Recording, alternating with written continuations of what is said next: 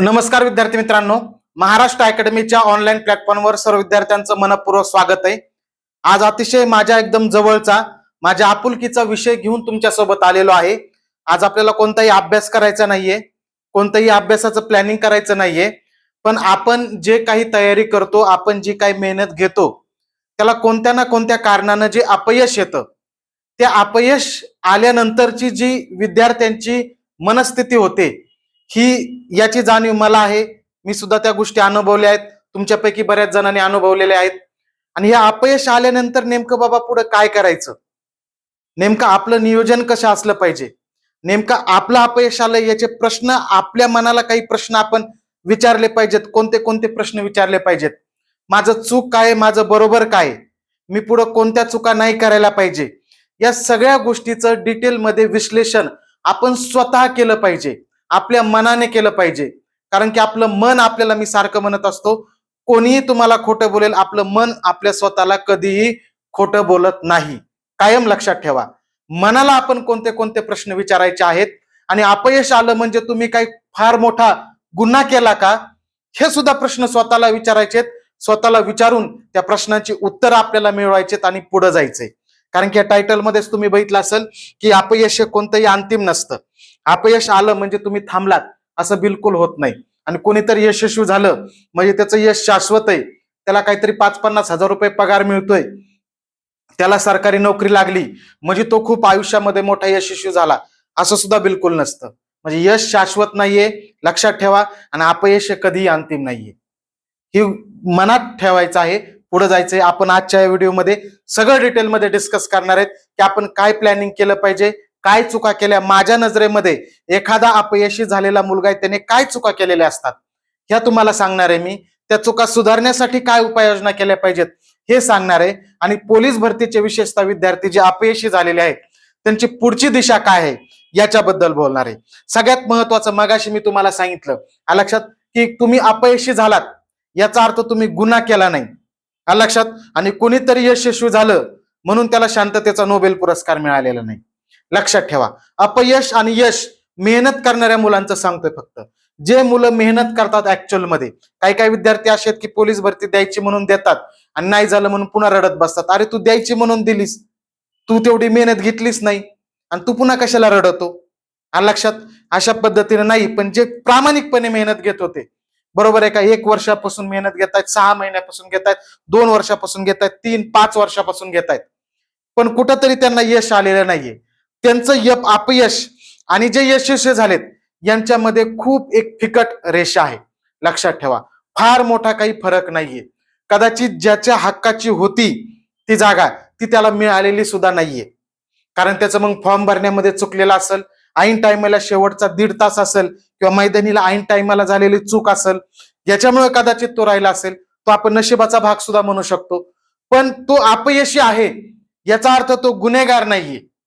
आणि यशस्वी झाला म्हणजे काय तो प्रधानमंत्री झालेला नाहीये, लक्षात येत आहे. हा, यशस्वी झालेला आहे, त्यांनी मेहनत केली, कष्ट केली, 100% यशस्वी झाला, पण तुम्ही गुन्हेगार नाहीयेत हे लक्षात ठेवा. हे कायम लक्षात ठेवायचं. मग काय मी तुम्हाला पहिल्यांदा काय मुद्दा आपला, एक अपयश कोणतंही तुमचा पराभव नसतो. आयुष्यामध्ये तुम्हाला 10 वेळेस अपयश येऊ द्या, तुम्हाला आयुष्यात तुमचं वय निघून जाऊ द्या, आणि तुम्ही वय निघून झाला नाहीत, वय निघून गेलंय आणि तरी सुद्धा कुठंतरी तुम्ही नोकरीला लागलेले नाहीत, सक्सेस झाला नाहीत, हा तुमचा कधीही पराभव नसतो.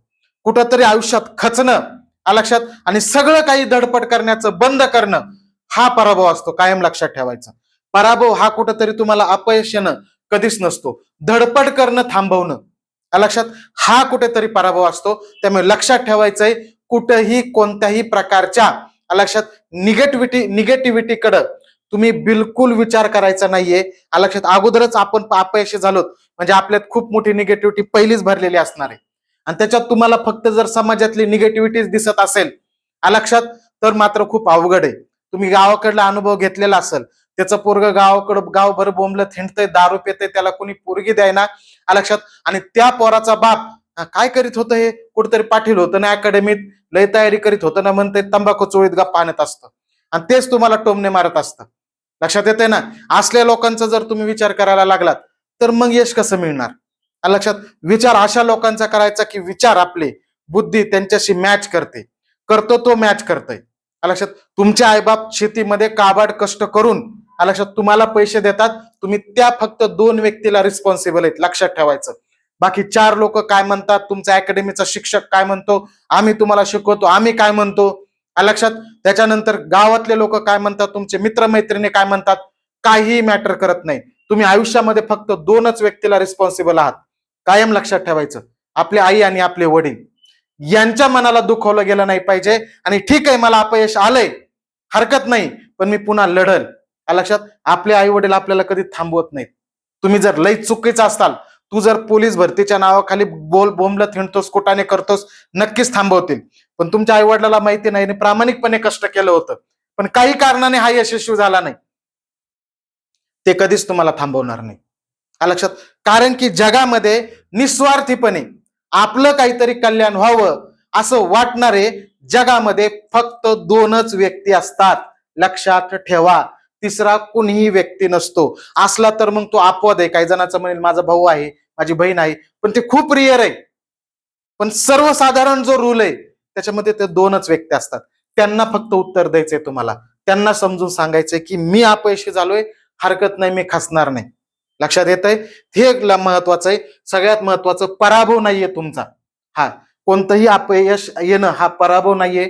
पुन्हा उभा राहावं लागेल, काही ना काही धडपड करावी लागेल, कोणत्या ना कोणत्या क्षेत्राकडे तुम्हाला वळावं लागेल, किंवा अजून वेळ आहे तुमच्याकडे, मी चांगल्या पद्धतीने तयारी करतो, पुन्हा उभा राहावं लागेल, हे तयारी करावं लागेल. हे महत्वाचं लक्षात ठेवा. त्याच्यानंतरचं बघा, सगळ्यात महत्वाचं म्हणजे तुम्ही अपयशी झालात.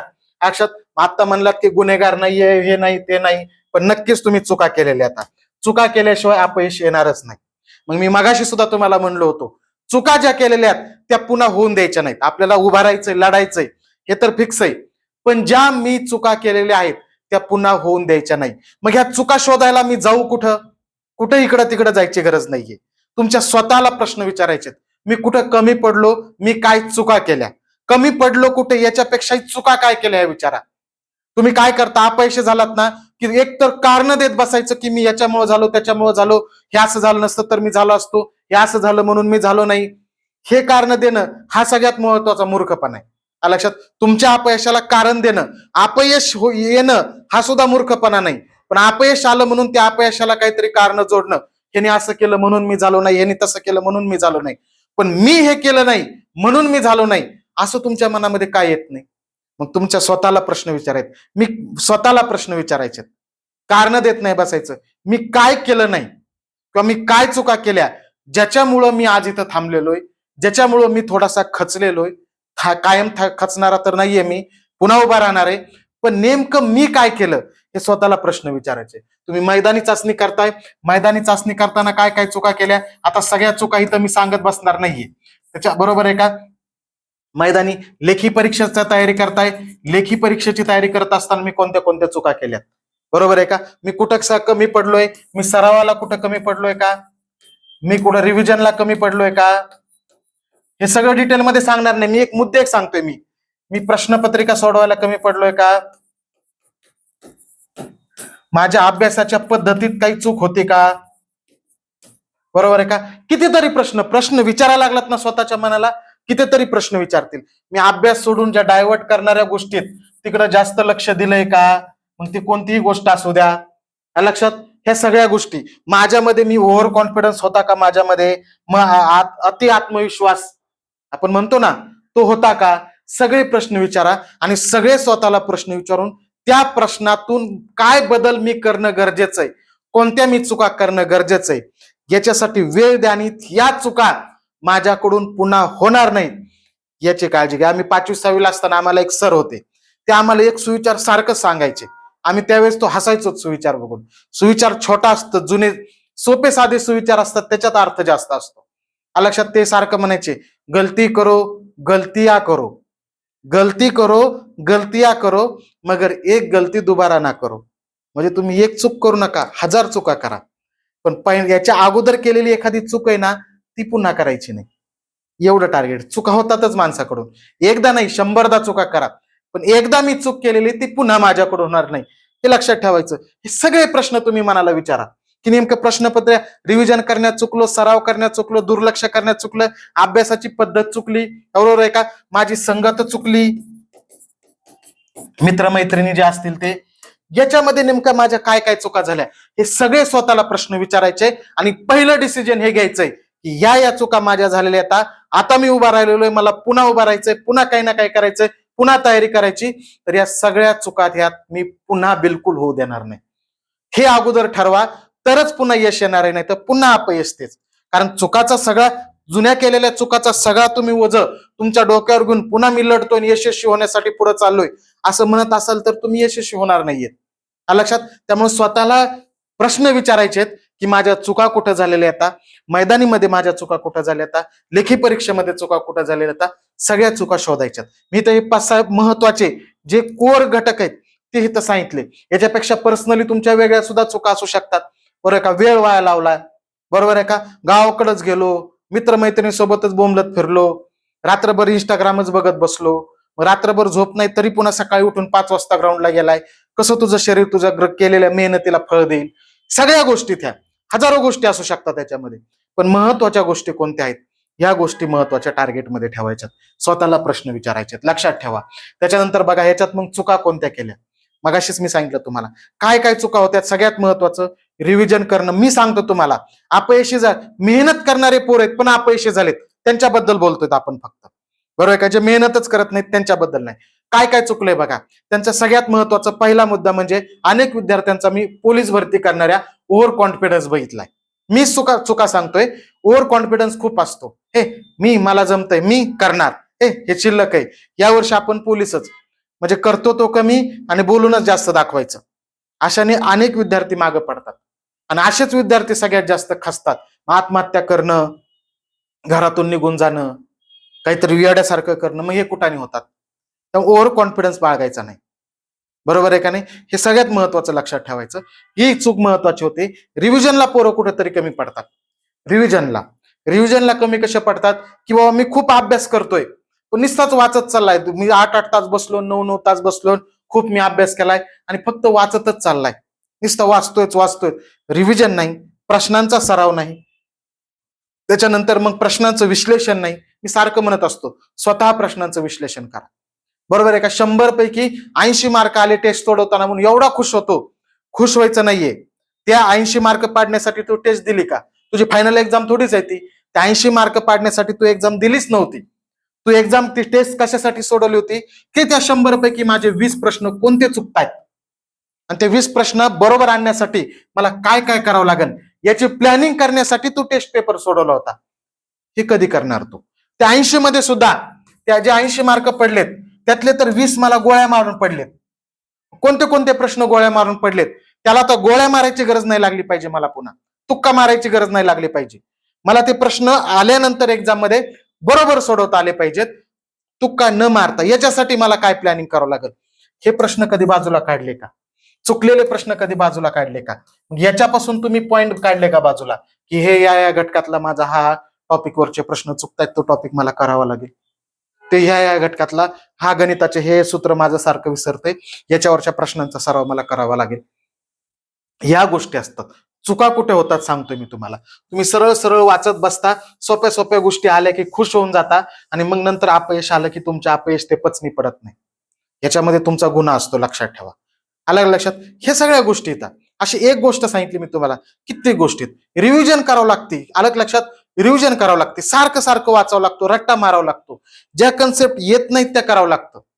लक्षात येतंय त्याच्यात हुशारकी झाडायची नसते, हे कायम लक्षात ठेवा. त्यामुळे ह्या चुका नेमक्या कोणत्या झाल्या तुमच्या, ह्या चुका आता मी सांगतोय तुम्हाला बोलत बोलत, पण प्रत्येकाची वैयक्तिक चूक असू शकते आणि काही जण काहीच चुकलेले नसतील याच्यापैकी तरी अपयशी झाले असतील. तुम्ही तर बिलकुल खाचाच नाही. तुम्हाला एक संधी आहे, ठीक आहे, एकदा अपयश आले, पण तुमचं पुन्हा होण्याची संधी सगळ्यात जास्त तुमचीच आहे. लक्षात आलं. काही जण म्हणते अहो सर तुम्ही सांगितलं या काहीच चुका मी केल्या नाहीत आणि तरी मी राहिलो. कुठेतरी आपण बॅड लक म्हणून शेवटच्या टप्प्यामध्ये ते बॅड लक, फॉर्म भरताना चुकलेला असेल, ऐन टायमिंग कोणता तरी त्या 1.5 तासाचा असतो वेळ, किंवा ग्राउंड मध्ये घातलेला तुम्ही 2-3 तासाचा वेळ असेल, तिथं काहीतरी चुकला असेल, शेवटच्या टप्प्यात काहीतरी इंजुरी झाली असेल ग्राउंड करताना, किंवा काहीतरी स्ट्रेस आला असेल शेवटच्या टप्प्यामध्ये, सोपाच प्रश्न काहीतरी गडबड करण्याने चुकला असेल. हा, ती एक चूक असते की मी प्रश्न सोडवताना काळजी घेतली का, मी ओव्हर कॉन्फिडन्स मध्ये गडबड केली का, हे सुद्धा प्रश्न आहेत. हे सगळ्या प्रश्नांची उत्तरं तुम्ही काढायचीत आणि त्या चुका बदलायच्या आहेत आणि पुन्हा नव्याने सुरुवात करायची. तुम्ही म्हणा काय करावं आता सुरुवात सर, होती भरती, ते चान्स गेला. आता पुढे काय सुरुवात करू मी सांगतो ना तुम्हाला. आलं लक्षात? एक अपयश कधी नाही. तुम्हाला ह्याची स्ट्रॅटेजी देण्यासाठी तर मी हे लेक्चर घेतलंय की तुम्ही अपयश आलात हरकत नाही. तुम्ही अपयश आलात ना, लक्षात, नवीन सुरुवात करायची. लक्षात आलं? पहिलं महत्वाचं म्हणजे तुम्हाला पोलीस भरती आहे. आपण फक्त पोलीस बद्दल बोलतोय म्हणून सांगतोय. येईल, येणार नाही असं नाहीये. तुम्ही घरी बसून राहिला ते येणार नाहीत. तुम्हाला सांगतो अजून, वनरक्षक भरतीची जाहिरात येणार आहे. तर 2 जाहिराती जे क्वालिफाय आहे त्याला वनरक्षकला, बरं का. 2 वन विकास महामंडळाची वेगळी जाहिरात येणार आहे, राज्य वन विभागाची जाहिरात आहे. लक्षात आलं ना? म्हणजे वन विभागाची वनरक्षक पोलीस भरती सारखीच आहे ही. बरोबर आहे का?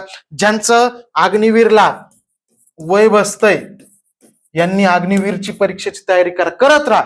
लक्षात? अग्निवीर आहे. ज्या SSC-GD ला बसतंय, थोडा थोडा फरक आहे याच्यामध्ये, खूप जास्त नाहीये. तुम्ही म्हणाल मी एकच करतो आणि एकच करत राहणार, मग बस पुढच्या वर्षीच्या पोलीस भरतीची वाट बघत. असं बिलकुल करू नका.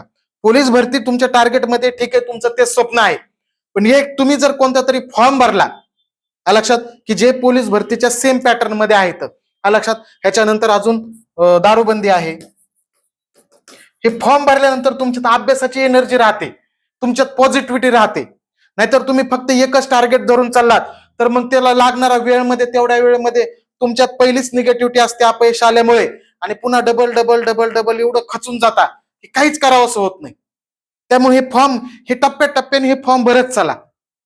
लक्षात आलं ना? अग्निवीरचं जे लहान वयाचे, कमी वयाचे, त्यांच्यासाठी तर सुवर्ण संधी, पण पुढे आरक्षण आहे तुम्हाला. लक्षात? उद्या पोलीस भरतीमध्ये सुद्धा 100% आरक्षण येणार आहे यांना. म्हणजे हे SSC-GD करा, तुम्ही तयारी करत राहा, खचून जाऊ नका. थोडा वेगळा अभ्यास आहे. तुम्ही गप बसण्यापेक्षा, पुढच्या वर्षीची वाट बघत बसण्यापेक्षा, आणि घरी राहून आता 6 महिने घरी वेळ देतो नंतर तयारी करतो, असं बिलकुल करू नका. तुमचा फ्लो जो आहे, तो फ्लो तुमच्या एका अपयशामुळे जर तुम्ही फ्लो मधून बाहेर पडलात तर पुन्हा त्या फ्लो मध्ये याला खूप जास्त वेळ लागतो. लक्षात ठेवा. तुमचं शरीर साथ देणार नाही, तुमचा मेंदू तुमच्यासाठी साथ देणार नाही, तुमची मेंटॅलिटी साथ देणार नाही, आणि तुमची परिस्थितीही साथ देणार नाही. या सगळ्या गोष्टी येतात. त्यामुळे सगळ्या गोष्टी डोक्यामध्ये ठेवा. भरपूर चान्स असतात, यातला प्रत्येक चान्स तुम्ही घ्या. जिथं जिथं मी क्वालिफाय आहे, कोणत्याही परीक्षा असू द्या, ती परीक्षेला मी फॉर्म भरणार आणि त्याचा अभ्यास करणार, तयारी करणार, मागं हटणार नाही. काही जण म्हणतील काही परीक्षा अवघड असतात. मी तुम्हाला एक सांगतो गॅरंटीने, मुलींना तर 100% सांगेल मी, पोलीस भरतीची तयारी करणारे पोरं MPSCच्या दर्जाचा सुद्धा अभ्यास करतात. फक्त त्यांना कॉन्फिडन्सची गरज असते. खूप मेहनतीत पोलीस भरतीची पोरं. एवढं तर MPSCचे, UPSCची तयारी करणारे पोरं मेहनती नाहीत. तुम्ही विचार करा, 3-3, 4-4 तास ग्राउंडवर पळून पुन्हा तुम्ही 8-8, 9-9 तास अभ्यास करतात. कोणत्या MPSCच्या पोराला किंवा कुणाला म्हणा UPSC तयारी करणाराला, की सकाळी मी 3-4 तास, 4-5 तास ग्राउंड करतोय, संध्याकाळी पुन्हा ग्राउंडला जातोय, 3-3 तास पळतोय, आणि पुन्हा मी दिवस 7-8 अभ्यास करतोय. कोणात हिंमत नाही ती. लक्षात येतंय? त्यामुळे तुमच्यामध्ये कोणतेही कमी नाहीये काही गोष्ट. त्यामुळे तुम्ही कंटिन्युटी तुमच्यामध्ये ठेवा. आगामी कोणत्या जाहिरातीत कुठं कुठं मी बसतोय, त्याच्यात मग वेगळा काय, मला मी केलेल्या अभ्यासात अजून काय ऍड करावं लागेल, केलेल्या अभ्यासामध्ये रिव्हिजन काय करावं लागेल, हे अनालिसिस करा आणि पुढे जात राहा. हे खूप गरजेचं आहे. बिलकुल मागं थांबायचं नाहीये. कारण थोड्यावरून तुम्ही राहिलात आणि पुन्हा जर वय निघून गेलं आणि एकदा वेळ निघून गेली, पण आयुष्यभर पश्चाताप करत बसतात की बाबा मी, अरे एकदा झालो नाही, मी खचलो, काहीच केलं नाही, मी सोडून दिलं. जर सोडून दिलं नसतं तर मी 100% झालो असतो, हे झालं नसतं तर ते झालं असतं, हे म्हणण्यात पुन्हा काही अर्थ राहत नाही. वेळ आहे ना तुझ्याकडं, त्या वेळेचा सदुपयोग करायचा, झालेल्या चुका सुधारून. म्हणूनच मी अगोदर चुका सांगितल्या, ह्या चुका करेक्ट करायच्या आणि पुढे जायचं. आणि पुढे काय करायचंय हे कायम लक्षात ठेवा. लक्षात काय बदल करावं लागेल, मगाशीच सांगितलं तुम्हाला काय बदल करावं लागेल. ते तुमचं काय बदल, ते सगळ्यात महत्वाच्या चुका. पुस्तकं वाचण्यात बदलतोय, क्लासमध्ये सुधारणा करावं लागतील पुस्तकात, हे बिलकुल म्हणणार नाही मी. लक्षात, की माझं चुकीचं पुस्तक वाचलं, मी चुकीचा क्लास लावला, मी चुकीची अकॅडमी लावली, मी चुकीचं हे केलं. हे बदलापेक्षा सुद्धा महत्वाचे बदल कोणते? चुकीचे मित्र मी केले गोळा, चुकीच्या पद्धतीने अभ्यास केला, चुकीच्या पद्धतीने रिव्हिजन केली, चुकीच्या पद्धतीने अभ्यासाचा वेळ ठरवला, चुकीच्या पद्धतीने वागलो, चुकीच्या पद्धतीने वेळ वाया लावला. ह्या सगळ्या प्रायोरिटीने आहेत. ह्या प्रायोरिटीत तुम्ही दुसऱ्या, ह्या प्रायोरिटी सोडून दुसऱ्या, नाही नाही आमच्या अकॅडमी चांगलं शिकवलंच नाही, नाही नाही मला ग्राउंडला हे झालं, थोडा पाय शेवटच्या टप्प्यामध्ये हे झाला रे, नाही तर मी केलंच असतं. ह्या चुका नाहीत. ह्या चुका अगोदर सुधारायच्यात आणि ह्या चुका सुधारून त्या चुका पुन्हा होऊन द्यायचे नाहीत. हाच सर्वात मोठा बदल हा तुम्हाला करायचा आहे, हे लक्षात ठेवा. याच्याशिवाय तुम्हाला पर्याय नाही. आगामी संधी मी तुम्हाला सांगितल्या, आता कोणत्या कोणत्या महत्वाच्या संधी आहेत. सर्वात महत्वाचं म्हणजे वनरक्षक भरती आहे. जे क्वालिफाईड 12वी पास आहेत, सायन्स मधून आहेत किंवा आर्ट कॉमर्स मध्ये अर्थशास्त्र, गणित किंवा भूगोल त्यांचा विषय आहे, ते फॉर्म भरू शकतात. बरोबर का. SSC GD ची एक्झाम आता पुन्हा सप्टेंबर ऑक्टोबर मध्ये आहे. अग्निवीर सारखं वर्षातून 2-3दा भरती होती. दारूबंदीची सुद्धा जाहिरात लवकरच येणार आहे. लक्षात येतंय. किंवा जर तुमचा अभ्यास आणखी जास्त असेल, इंग्रजी ग्रामर वगैरे चांगला अभ्यास करू शकत असाल, तर महाभरती आहे. लक्षात आलं ना. खूप मोठी मेगा भरती पद भरले जाणार आहेत. तुम्ही तिथं फिट बसू शकता. आलं लक्षात. तुमचं काहीतरी फार्मसीमध्ये झालेलं आहे, तुम्ही फक्त 12वी सायन्सवर तुम्ही प्रयोगशाळा सहाय्यक सारख्या जागा येणार आहेत. बरोबर आहे का.